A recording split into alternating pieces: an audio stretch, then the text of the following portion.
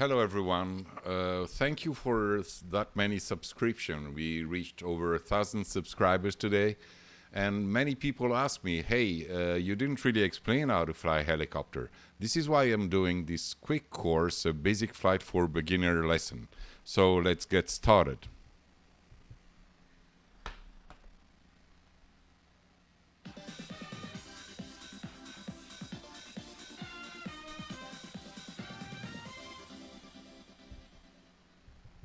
Okay, here we are, ready to fly.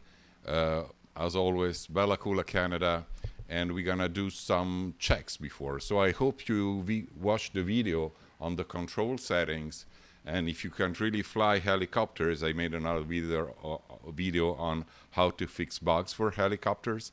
Now, before we start the lesson, so this lesson will be aimed at total beginners.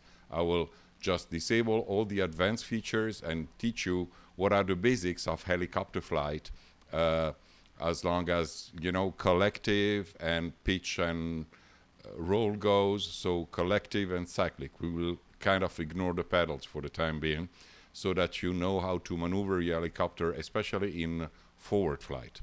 So first thing I want you to do is to go into your settings here, okay, in the control options.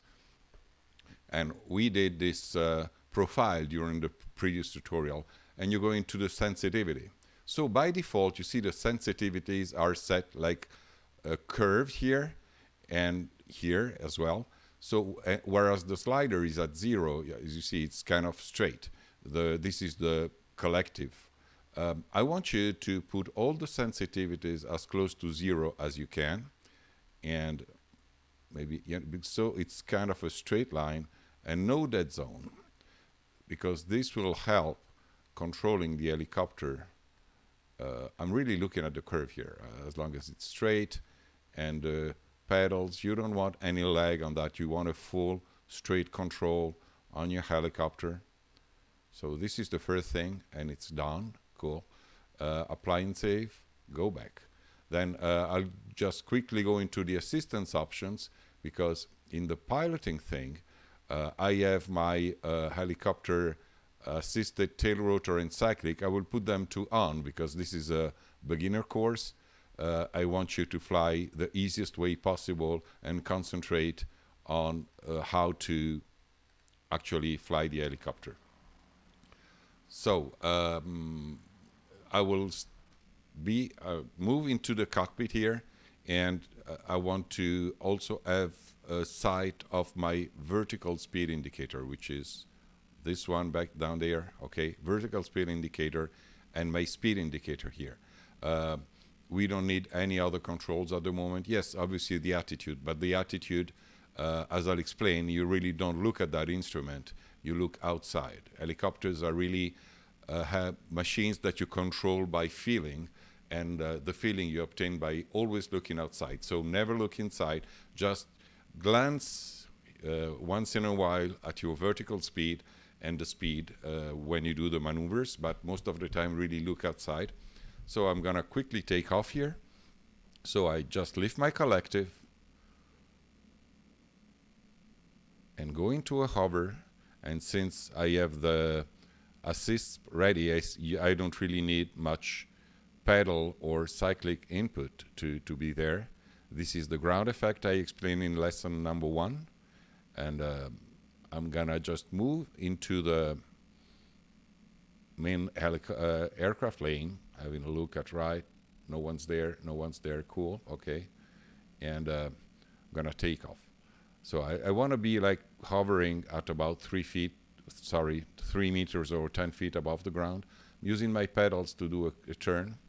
And the way you take off with helicopters is not like Magnum PI type of takeoff. You really take off like a plane, because this allows you to benefit of the translational lift power, which is the power that comes to your rotor when you suck clean air. I did some explanation on the first video about that, but okay, so I'll just put my nose down. I'm not using my collective at all, okay? It stays there at the hovering setting, and look what happens. When I go forward, my helicopter will start to climb automatically. And this is because I'm reaching translational lift. So imagine that. The rotor has to push the helicopter forward and push the helicopter up. As you see, I'm slightly climbing while I'm traveling forward. So I'm using the same amount of energy that I was using in hovering also for climbing, which is kind of cool. Okay, when I reach 60 knots, which is the best climbing speed, most helicopters have the best climbing speeds at about 55 to 60 knots. So just remember 60 knots is your thing for whenever you do maneuvers like landing and taking off. 60 knots is what you want to be as an helicopter. And you see we keep on climbing here. So okay, now I'm kind of climbing. Now if I pull my nose down, let me just adjust my view here. Okay, sorry. I pull my nose down, I reached about 70 knots. But how do I go to, let's say, 80 knots or more? Just do a turn here. And when you do turns, you will see your climb rate, look at the vertical speed, is reduced a little bit. Just because the rotor now is not pushing, the thrust up, it's also pushing laterally. Okay, and you might want to adjust that. And we'll do a course on, level flight and level turns, which is one of the lessons you do when you do your PPL-H, which is the private pilot certification for helicopters. You see basically now I'm at 60 knots, and if I go back to vertical speed 0, I'll go back to my 70 something, around 65, 70 knots. So to go faster, I have to add more collective, but look what happens. When I add collective, it will start climbing instead of increasing speed. So if I add more collective, you can see in the yellow, in the screen, I am at 72% collective, and it's climbing. So I'm still at 60 knots. So what you want to do is pitch your nose down while you do that. So I just did it separately to show it to you. So you have to push your cyclic forward while you climb in order to reach another state. The way you fly helicopters is really in state. Okay, now I'm in a forward flight state, then I'm going to be in a climbing state, in a descending state, and things like that. So really think at how do I set up my controls for that state. I might have a turning state, a climbing turn state, a descending state, a landing state. So each of these states requires a set of cyclic, collective, and in real life also pedals. Here we auto rim the pedals, and so we know you need in that. You see now I'm at 71%. You see it here, 71% power, and I'm at about 70 knots. This is why, and obviously my arm starts to ache because I'm pushing my cyclic forward for a long time. So what you want to do is use the trims to adjust this so I can relax my joystick, unless you have one of those very expensive rigs, which as a beginner I think you don't. You want to trim. And this also applies, this course also applies if you fly with a gamepad, with a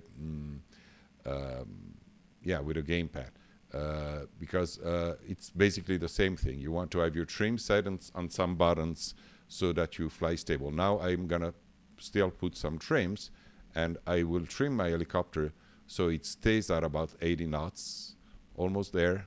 Okay, I'm doing that quick, but you push the button a few times, and obviously you can adjust that there. You do micro adjustment, and okay, a little bit more trim, and it wants to go down, but hey, this is okay. I trim too much.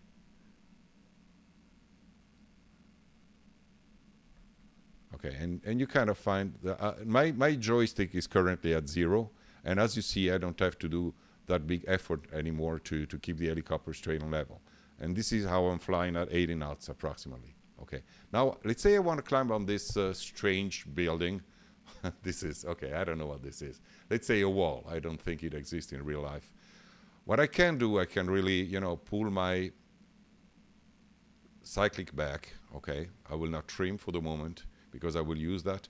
And the helicopter starts to climb. I have 1,000 climb per second. I'm not changing. You see, I'm still staying at 70% collective. And this is a alien manufacture. I don't know what this is. Okay. Oh, now I have the ATC telling me something. So, well, I just passed this alien manufacture here. And so this is how I climbed, okay? And then now if I go back and let it go, you see I actually did it without even thinking about it. I'm back at around 80 knots flying straight. Now, if I want to go even faster, even though this helicopter is not really, I would say, the aerodynamics are not perfect because this helicopter should fly at 120 knots and something. And the default one is not doing it. So I know how to do some adjustments to fix that, but for this lesson, I will just keep it as it is. There is probably too much front drag on the helicopter, and I studied the parameters. It's not that easy to change that. Okay, I'm passing over the alien mountain here, and back here. So if I want to go faster, as I said, what I'm gonna do, let's say, I'm gonna rise my collective to, let's say, 80, 90% while pushing my nose down so I kind of stay straight. Now I'm at 90%, and you see and I need to add more trim in order to trim it like that. I mean, obviously you can fly without trims, absolutely. It's gonna just be a little bit tiring when you fly for a long time, okay?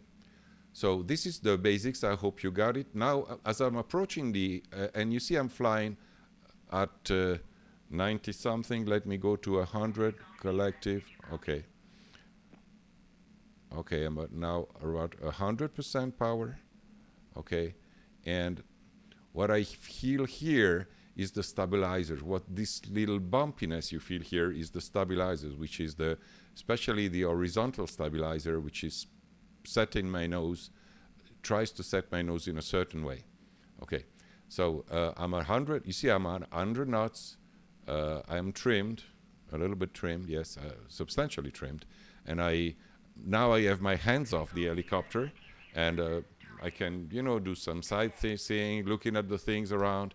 And as you see, the helicopter is pitched this way, which I believe is a little excessive, but whatever. I mean, it can be fixed as well. Let's say the helicopter attitude is a little excessive. As I'm approaching the airport, I want to do the opposite. So I want to be at 60 knots here and flying level. So I will reduce my collective, okay, to whatever it was. You remember it was about 60, while pulling my nose up and trying to keep the helicopter level.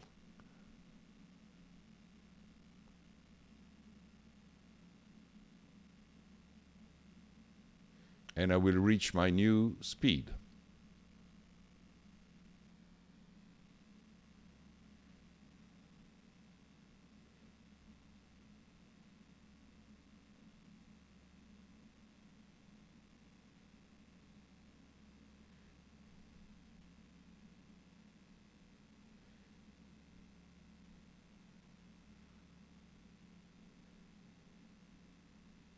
Okay, I'm just do a fly over the airport. I don't care about landing. I want to show you how to get back to 60 knots. I probably need to, you can also pull a little bit up. As long as you are within 500 feet up or down, it's okay. And you see now my speed bleeds more. And you can do even higher intensity maneuvers. I'm just removing some pitch here because I had my pitch settings here, and I'm getting close to 60 knots. Obviously, you can do that much quicker. I just wanted to show you the principle on that. Okay, and now I'm trying to find my position where I stay at 60 knots and fly level. And this is about 57%, which is where we were before, okay? Now I'm just gonna remove my trim, so it's gonna be, no, let me go. I'm pulling back, so I'm just adding my trim as I did before. You see here are my trim adjustments, and maybe a little bit down. Okay, a little bit up. So I'm trimmed now at 60 knots, and the helicopter is flying at 60 knots straight and level, approximately. Okay. Now, if you want to land, basically it's going to be the same thing. I'm just going to do a quick landing, so you see how to land. Well, turns, I'll do a turn, and I'll try to do a level turn here. I have to increase my collective a little bit in order to stay level, stabilized level.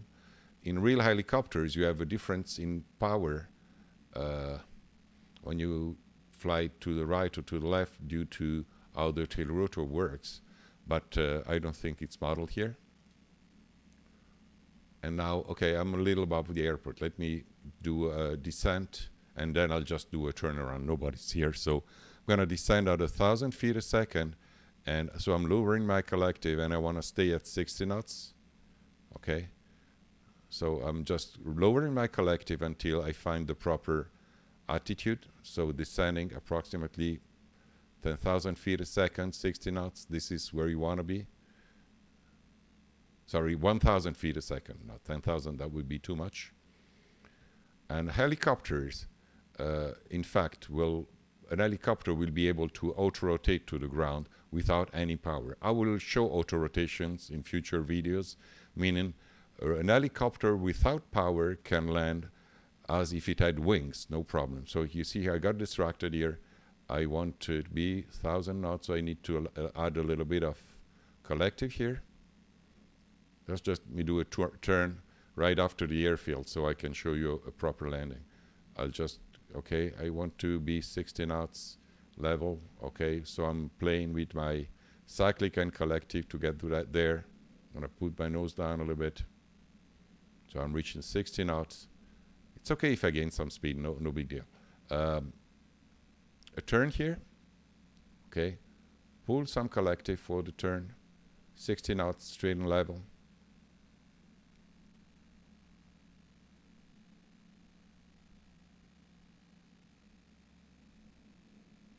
If I see I go down, like you can either do the nose up and thing. Okay, now I'm starting to land. I'm gonna land at the end of the runway approximately. So 60 knots, going down.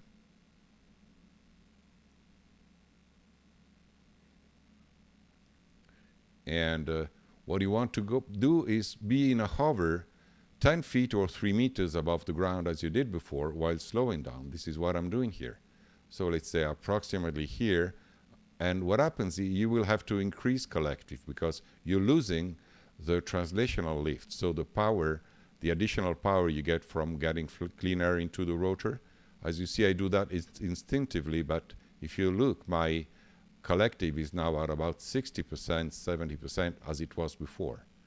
So now I can taxi, and luckily we don't need to taxi, you know, in strange ways. We can taxi on the grass. Okay, little glitch on Microsoft Flight Simulator, and land wherever. I'm gonna land here in this square spot, just for video purposes, staying approximately 10 feet, 3 meters above the ground. Get there,